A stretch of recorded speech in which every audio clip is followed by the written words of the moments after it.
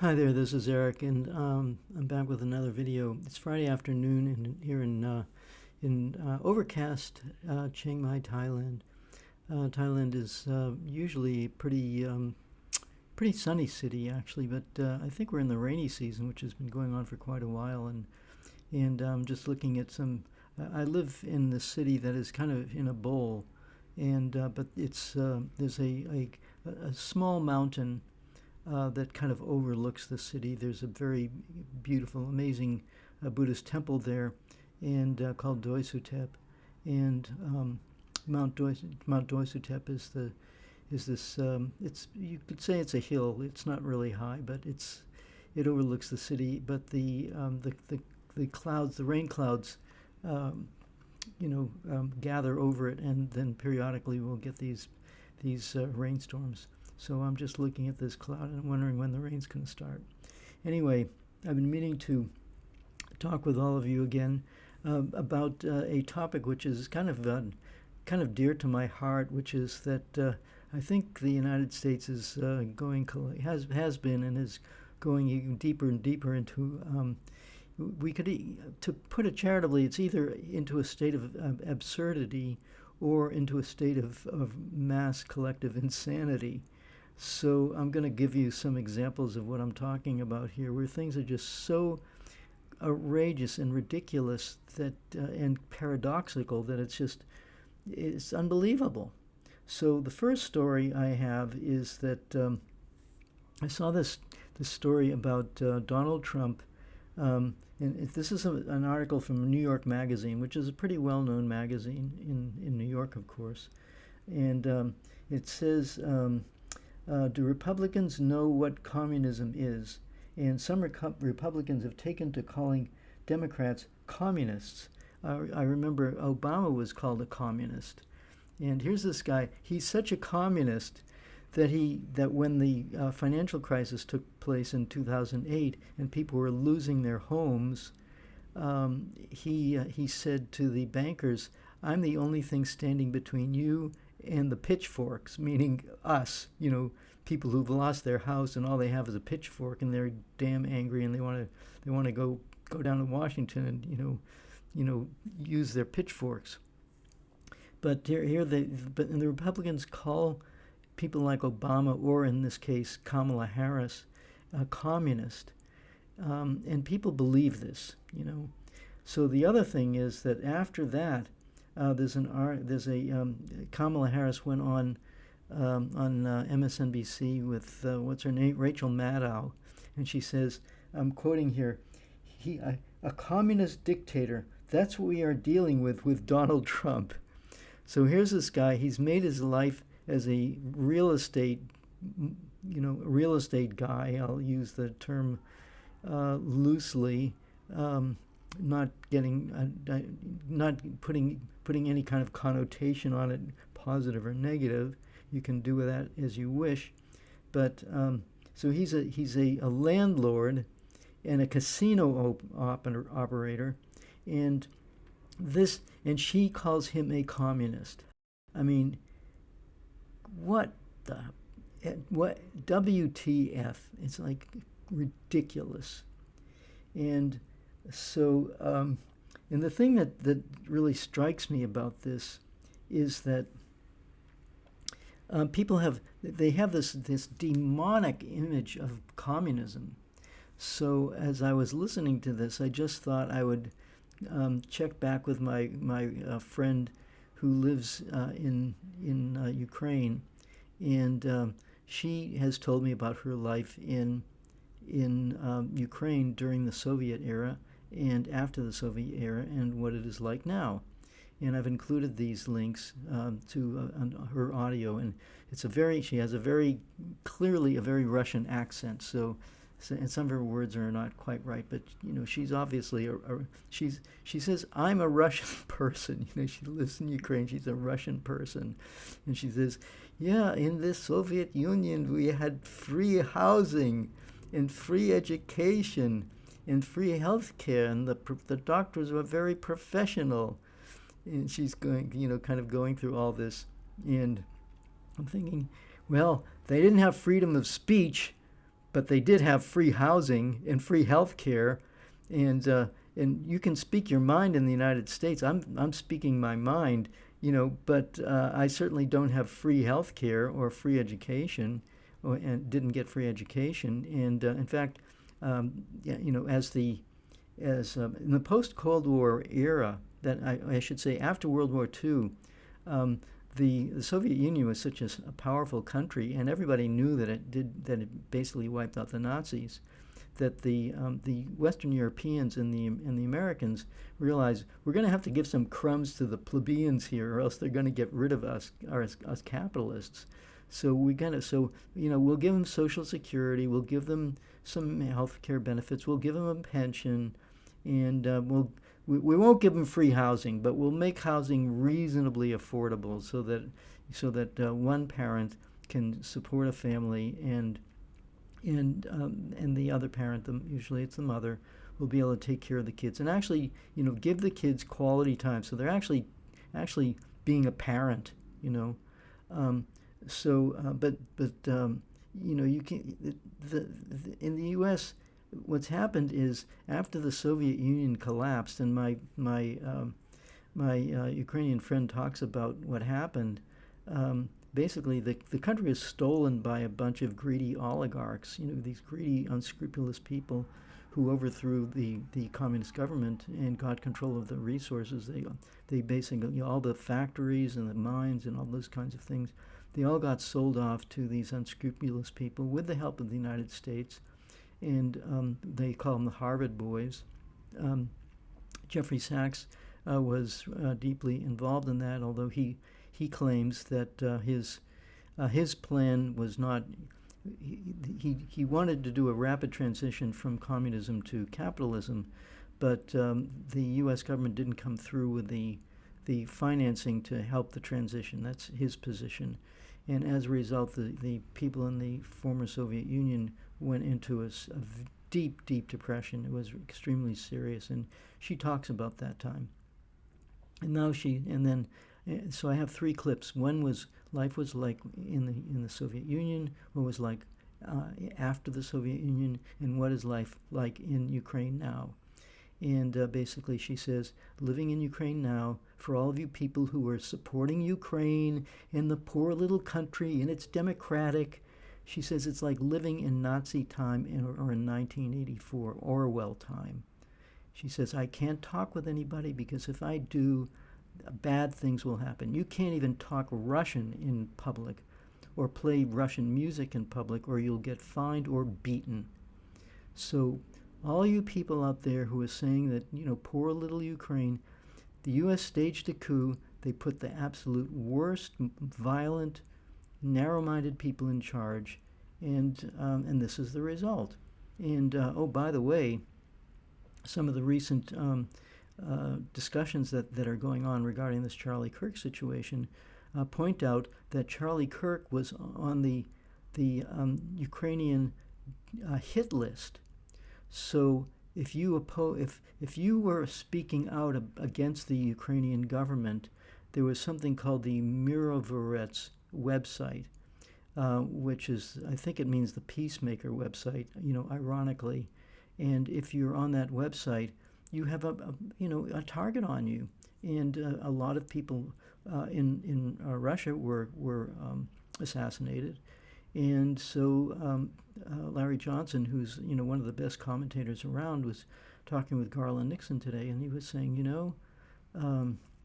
there's too much of an angle to overlook there, because the would-be assassin, I guess his name is Kyle Roof, I think, he was just convicted, and he was doing business. He was basically recruiting mercenaries for the Ukraine government.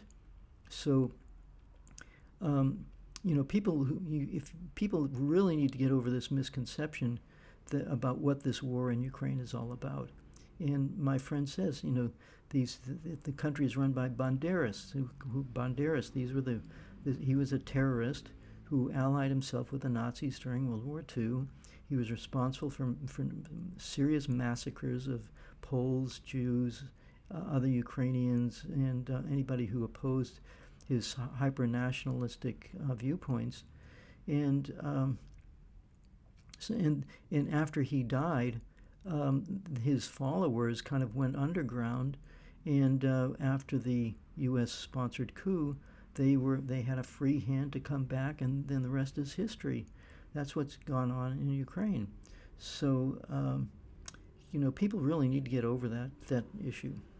That Ukraine is a nice little country that Russia invaded with no reason at all. These people they were planning a massacre. They'd already killed thousands of civilians between 2014 and 2022, and they were planning a massacre, and that was when Russia went and invaded to prevent that. That's the brief story of it. Now, I'll be getting into that a little bit later in this. Now, the other big issue here, speaking of absurdities and craziness, is that President Trump, who is one of the most consistent, stable personalities that we've ever had as a president, just kidding, did a tweet which a lot of people are talking about. I'll kind of read through it because he says, I'm reading this. He says, after getting to know and fully understand the Ukraine-Russia military and economic situation, and after seeing the economic trouble it is causing Russia, I think Ukraine, with the support of the European Union, is in a position to fight and win all of Ukraine back in its original form. With time, patience, and the financial support of Europe, not the United States, we're in too deep debt, maybe, who knows what his motivation is there. In particular, NATO, the original borders from where this war started, is very much an option. Oh, is that so? Well, this is the first, first of all, I'll be refuting what he just said in a comment below, but I'm just going to read through this. So he says, Russia has been fighting aimlessly for 3.5 years, a war that should have taken a real military power less than a week to win. Well, see, the way the U.S. fights wars is that they go in, they bomb the complete crap out of a country, destroy the infrastructure, destroy the buildings. In Korea, they destroyed like 80% of the buildings. And during World War II, they bombed Dresden, they bombed Hiroshima and Nagasaki. That's the way you win a war, American style.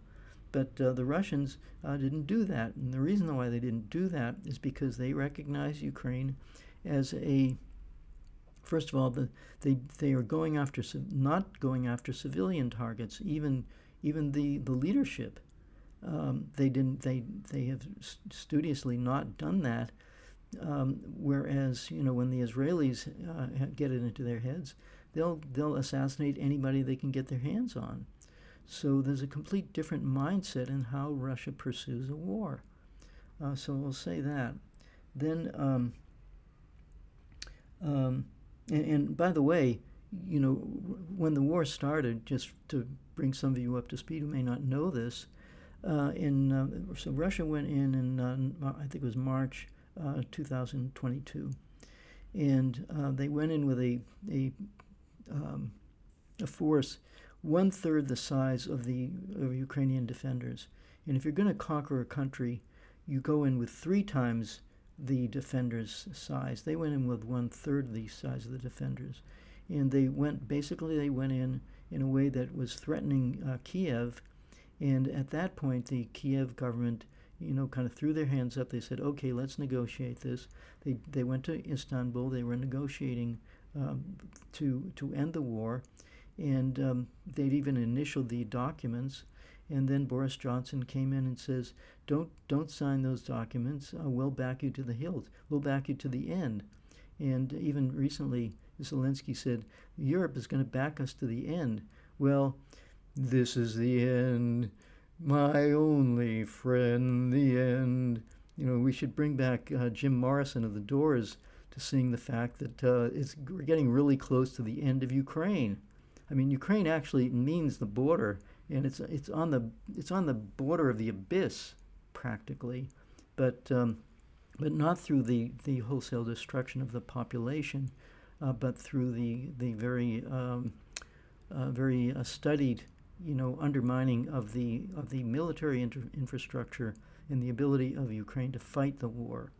And when that happens, these banderas who are running the country will have nothing left to sustain them, and they will probably scurry off to Canada and the United States or wherever, just like they did after they were defeated in World War II. That's probably how this war is going to end. And I think, Russia's very, very well aware of that. Anyway, so then he goes on and he says, Russia's been fighting aimlessly for 3.5 years, a war that should have taken a real military power. A real military power like the United States that got kicked out of Vietnam, got kicked out of Afghanistan, that kind of real military power.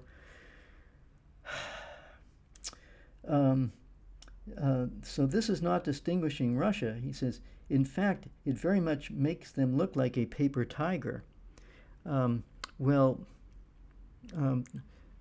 going on here is Trump is really flirting with a serious humiliation, because when the United States, when the Soviet Union ended, and Russia was in dire straits during the 1990s, which my friend refers to in her audios, the Russian military-industrial complex was in pretty bad shape. They had basically unilaterally disarmed. So in 2002, I believe, it was George Bush, the president at that time, said that they were abrogating a treaty called the Anti-Ballistic Missile Treaty. And Russia said, please don't do that, because what you're doing is you're planning a nuclear strike. You're planning to win a nuclear war against us. And we had that treaty created strategic balance between the United States and Russia, and that allowed there to be some stability. But if you knock that treaty out, it really destabilizes the situation. And Russia said, if that's what you're going to do, we're just going to have to do something about it. And sure enough, between 2002 and 2022 and going forward, they rebuilt their military-industrial complex. And then recently, when Donald Trump, again the peacemaker president, got rid of the Intermediate Nuclear Forces Treaty, which was another very, very important arms control treaty, which it prevented the placement of intermediate range missiles that were like 10 minutes away from Moscow in Europe, and in Europe likewise, and Russia likewise also had missiles that could target Europe. And as a result, there was a big peace movement in Europe and the United States, which I was part of. And I was writing letters to Gorbachev and writing letters to Reagan. Don't be stupid, please. We need a treaty here. Back off. Because you're flirting with nuclear war. Well, when Trump knocked that treaty out, that Intermediate Nuclear Forces Treaty, Russia said, okay, fine, you don't want to have a treaty against intermediate range missiles. We'll make our own intermediate range nuclear missiles. And what they did was they built a missile called Oreshnik, which means hazelnut, which is kind of an interesting name for a missile. But that missile goes at hypersonic speeds. It's like multiples faster than the speed of sound. And it's not possible to intercept such a missile. And they just last year, I think it was in August. I think it was August last year. They targeted a major munitions plant in a city in Ukraine, and this missile has multiple warheads. So this missile goes up. It flies at hypersonic speed. It divides into, I think it's like 36 different warheads, and they all go down at like 10,000 miles an hour. And just you don't even need a nuclear missile. Just the impact of that, the mass going at such a speed, wipe the place out. So, and he's saying, Russia's fighting aimlessly. No, they're fighting very smart because, as recently been pointed out, the number of soldiers that have been dying has been, unfortunately for Ukraine due to its bad decisions, they've been losing 40 times more soldiers than Russia's losing. So, and now they're beginning to admit that they've got a serious problem. These people have been in denial about their superiority and their not just the superiority of their military, which Trump is referring to, and other people, and Keith Kellogg, refers to. They say, oh, Russia's military is inferior, and they're taking, computer chips out of washing machines in order to make their missiles. They're just talking through their hats. So, and now they're finding out that things aren't going so well, and it's reached the point where it's very unclear whether Donald Trump really it's hard to know whether he really understands what is going on there, because on the one hand he came into office saying, I'm going to end this war with a phone call, and he realizes that that's just not going to happen. But then he says, I'm going to invite Putin to come to Alaska. We're going to work it out, and because of my wonderful charismatic personality and being the con man that I am, I'm going to convince Putin to make concessions, and we'll get the ceasefire so that we can rebuild Ukraine and attack Russia later. And of course, Russia, having been lied to again and again and again and again and again and again and again and again and again, is now just sitting there, and they're plodding along, and they're following their plan, and they're not paying attention to what the multiple administrations say, because they lack complete credibility. So, and of course, Trump, being in delusion, he says, when the people living in Moscow and all the great cities, towns, and districts all throughout Russia find out what is really going on with this war, and I think they know what's going on with this war, where most of their money is being spent on fighting Ukraine, which has great spirit like you have to dragoon people off the street to get them into the military, and the population has fallen from like 53 million when the Soviet Union ended and Ukraine became independent. It's now well under 30 million. So the morale is not great in Ukraine at this point. And Trump is telling us, oh, they have great spirit and it's only getting better. Again, BS. Ukraine would be able to take back that country, their country in the original form, and who knows, maybe even go further than that. Now, the Russian doctrine is that if the sovereign territory of the Russian Federation is ever in danger, that is grounds for using a nuclear weapon. So he just basically said, if Ukraine would be able to take back their country and even provoke a nuclear war with Russia. That's what he said. It's unbelievable. He says Putin and Russia are in big economic trouble, and they're in such big economic trouble that he's trying to Trump is putting sanctions on every country he can convince to put up with this crap. Russia's not in big economic trouble, and I'll be addressing that directly in a second. But with my own eyes, from what I could tell, I won't say that Russia doesn't have a long-term demographic problem, which I've talked about. But all countries in the West have a big demographic problem because they need to support families more. But in terms of the everyday situation, Russia's looks like it's doing pretty well, and certainly from a military point of view, it's doing extremely well. So anyway, we talked about that, and then so he says this is the time for Ukraine to act. In any event, I wish. He says, and then he says in any event, I wish both countries well. Right. As if he wishes Russia well. It's like unbelievable. We will continue to supply weapons to NATO, for NATO to do what they want with them. Good luck to all. And, some people say that he's being ironic. Some people say he's just being, he's trolling people, or he really doesn't understand what's going on. And Keith Kellogg has convinced him that what he just said is true. We really don't know what's going on with this guy, but, the Russians realize, just forget about it. Just follow the plan, take the territory without losing lots of Russian soldiers, and that will be the way the situation resolves itself. And we don't know how it will resolve because we're not in the Kremlin. So, now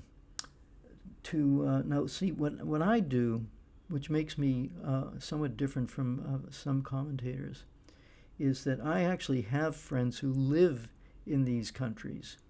So I asked 3 people, one in Moscow, one in Volgograd, which is formerly Stalingrad, a major city in the history of Russia, and one in Yalta, Crimea, which of course Trump was talking about. They're even going to return to Crimea to Ukraine. Good luck with that. So here's what one person says. That entire speech was horrible, again boasting, threatening, outright lying about everything. There's no lack of anything anywhere in Russia and Crimea. The shelves in the stores are full. The farmers' markets are overflowing with everything. Unemployment is the lowest ever at 2%, and the economy is healthy and growing in spite of all the sanctions. That's my friend who lives in Yalta. Here's my friend in Moscow. He sent me a voice message, and his Russian accent is quite thick, so I'm not going to try and reproduce it. But he says, he was talking about oil price. We were talking about the long lines at the pump. He says, prices are up about 5%, but no shortage. And then my friend in Volgograd wrote 3 short messages. In everything, Russia is fine with gasoline. Any rumor is exaggerated. Prices are indeed a little bit higher, but it's more like a world tendency. So that's that issue that I wanted to cover. The Democrats and the Republicans talking, accusing each other of being communists. Do people really buy this? What can I say? So my next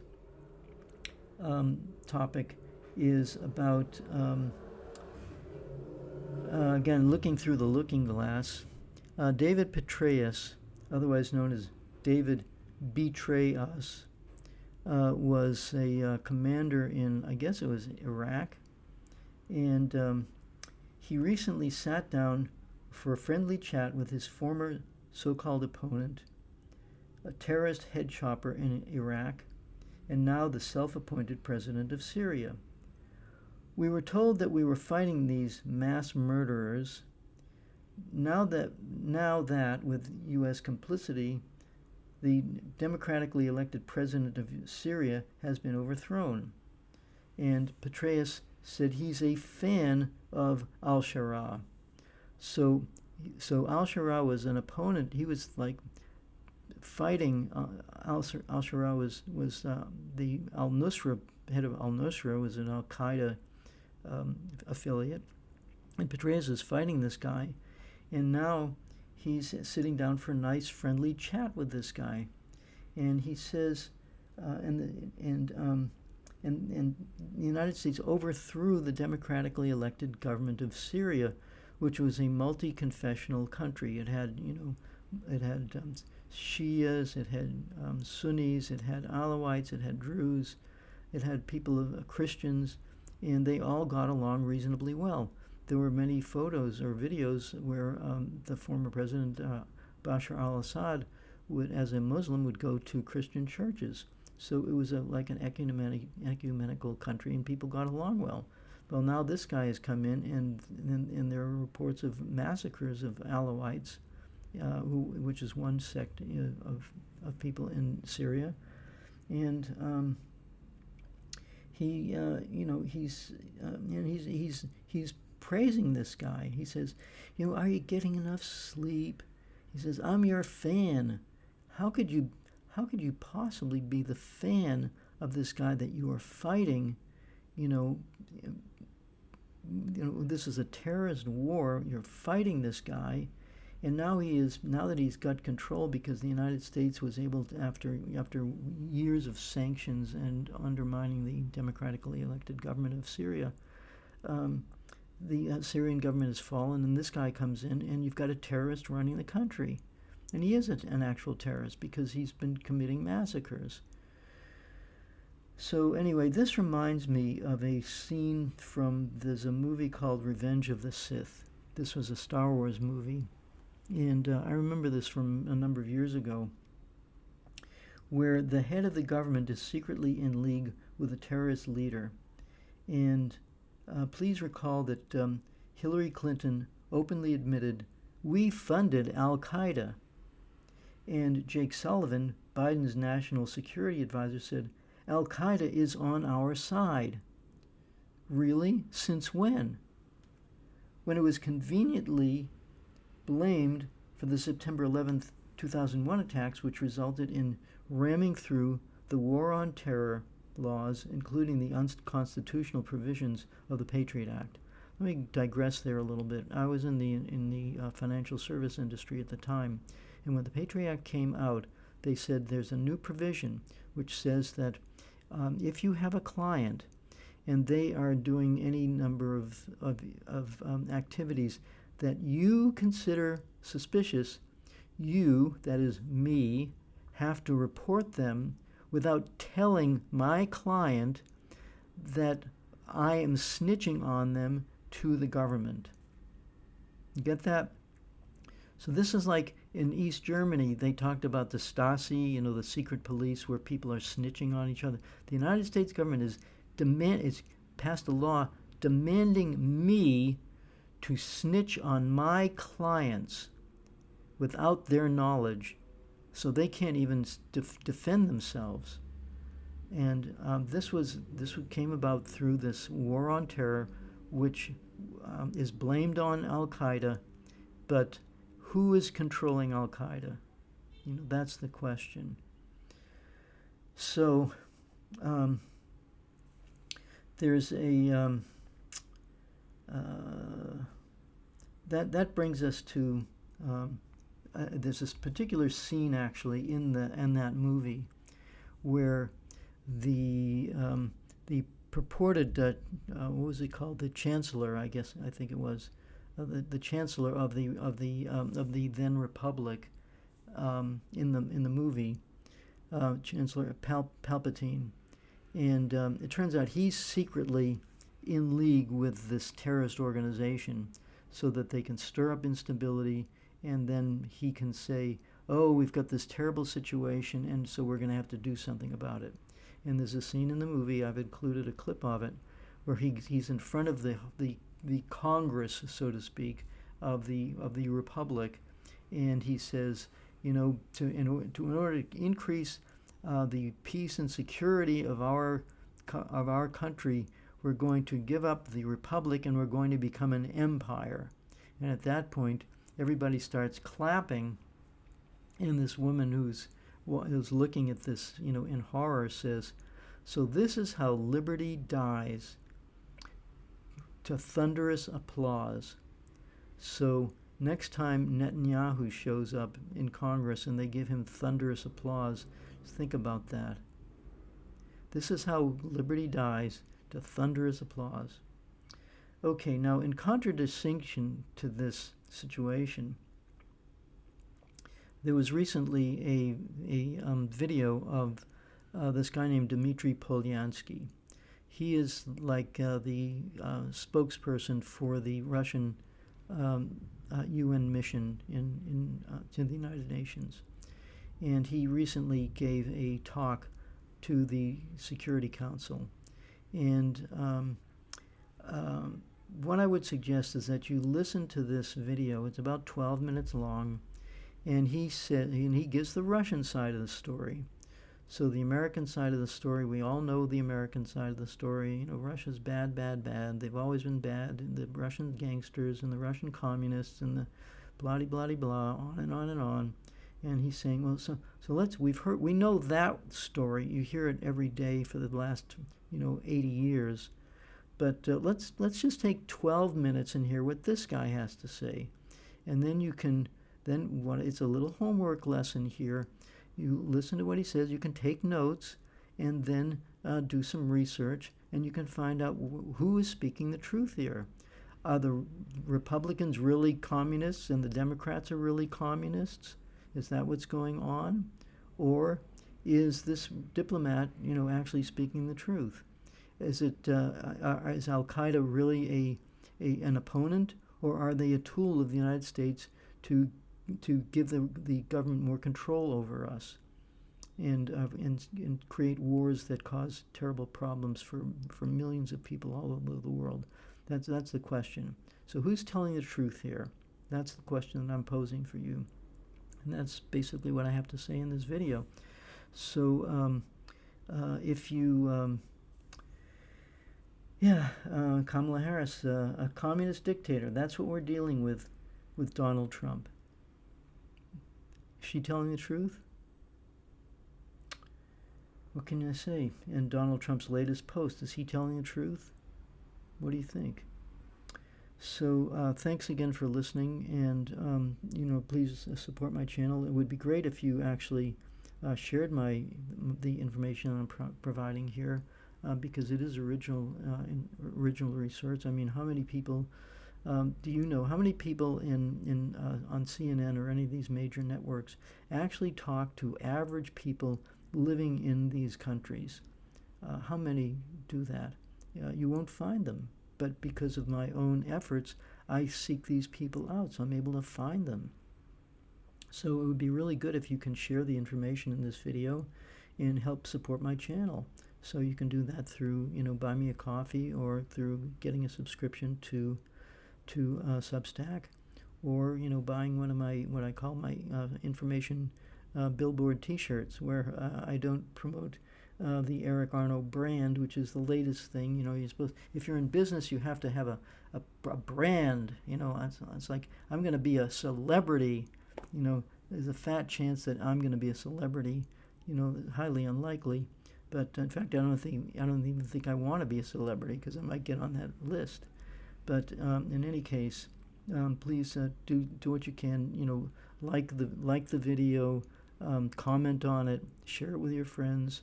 That really helps. And then, of course, if you'd like to make a donation, that would be great too. So thanks again for listening, and I'll talk to you soon.